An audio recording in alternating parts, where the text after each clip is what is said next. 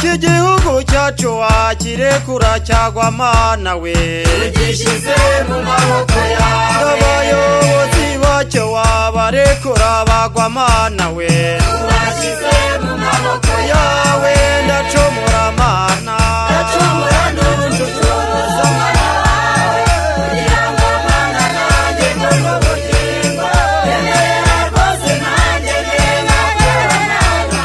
tubashyize mu maboko yawe kiliziya yacu wayirekura yagwa mana we tuyishyize mu maboko yawe abayobozi bayo wabarekura bagwa mana tubashyize mu maboko yawe dore intumwa Pawulo